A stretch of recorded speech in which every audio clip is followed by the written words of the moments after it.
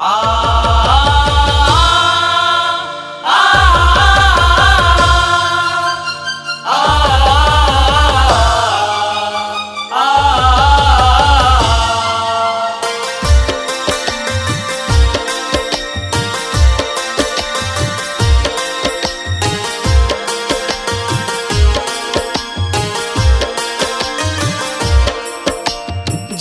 जाना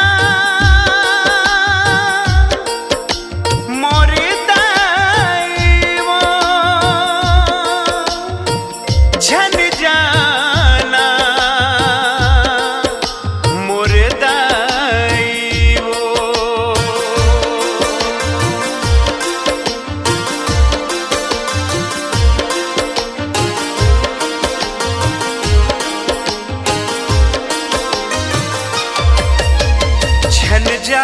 झन जाना दैवो, झन जाना वो, झन जाना दैवो, झन जाना वो।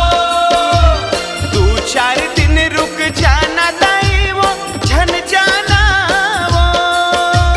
2-4 दिन रुक जाना दैवो, झन जाना वो। मोर दुर्गा दैवो, मोर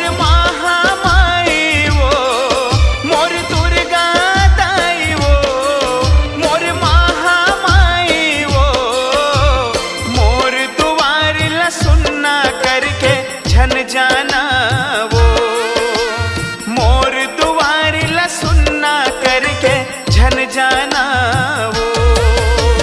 मोर दुआरी ला सुनना करके झन जाना वो। मोर दुआरी ला सुनना करके झन जाना वो।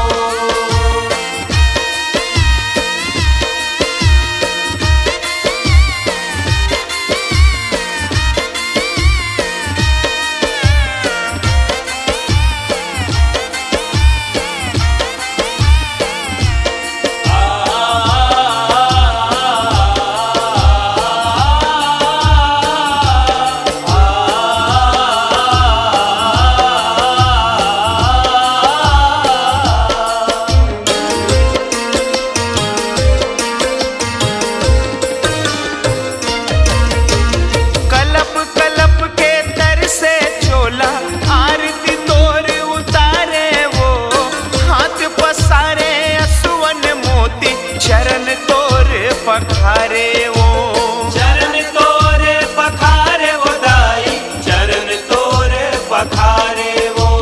कलप कलप के तर से चोला आरती तोर उतारे वो। हाथ पसारे असुवन मोती चरण तोर पखारे वो।